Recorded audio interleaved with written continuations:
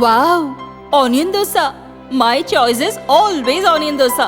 Vegetable dosa. It's my choice. Podi dosa. My choice is podi dosa. Wow! Masala dosa.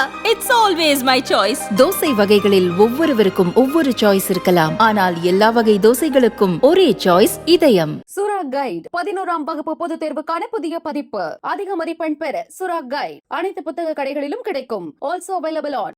ஸ்வீடனை சேர்ந்த Stockholm International Peace Research Institute என்ற நிறுவனம் அணு ஆயுதங்கள் பற்றிய பரபரப்பான ரிப்போர்ட் ஒன்றை வெளியிட்டுள்ளது.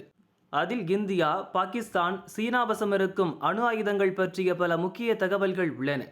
அதன்படி 2023ஆம் ஆண்டு 3 நாடுகளுமே அணு ஆயுதங்களை அப்டேட் செய்வதில் முக்கியத்துவம் கொடுத்துள்ளன. அதிலும் புது அணு ஆயுதங்களை தயாரிப்பதில் சீனா கூடுதல் கவனம் செலுத்தியிருப்பது தெரிய வந்துள்ளது. ஜனவரி மாத நிலவரப்படி இந்தியா வசம் 172 அணு ஆயுதங்கள் இருந்தன. இது பாகிஸ்தானை விட 2 கூடுதல். பாகிஸ்தான் 170 அணு ஆயுதங்களை வைத்திருந்தது. அதே நேரம் சீனாவிடம் இருக்கும் அணு ஆயுதங்கள் எண்ணிக்கை 410 500 உயர்ந்துள்ளது. இந்தியா தனது அணு ஆயுதங்களை ஏவிவிடும் கருவியில் பல அதிரடியான மாற்றங்களை செய்து வருகிறது. குறிப்பாக சீனாவின் அனைத்து பகுதிகளுக்கும் அணு ஆயுதங்களை ஏவும் அளவு அப்டேட் ஆகி வருகிறது.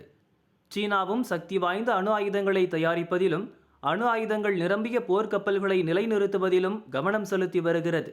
மற்ற எல்லா நாடுகளை விடவும் வேகமாக அணு ஆயுதங்களை சீனா தயாரித்து வருகிறது. இருப்பினும் அமெரிக்கா ரஷ்யாவை சீனாவால் நெருங்க முடியவில்லை. உலகில் உள்ள மொத்த அணு ஆயுதங்களில் 90% அமெரிக்கா ரஷ்யாவிடம்தான் உள்ளது. இந்த நாடுகளுடன் ஒப்பிடும்போது சீனாவிடம் இருக்கும் அணு ஆயுதங்கள் மிகவும் குறைவு.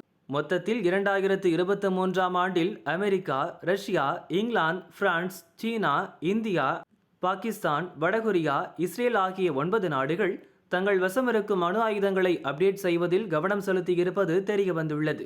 ரஷ்யா, உக்ரைன், இஸ்ரேல், ஹமாஸ் போர் நடந்து வரும் சூழலில் அணு ஆயுதங்கள் பற்றிய தகவல் முக்கியத்துவம் பெற்றுள்ளது.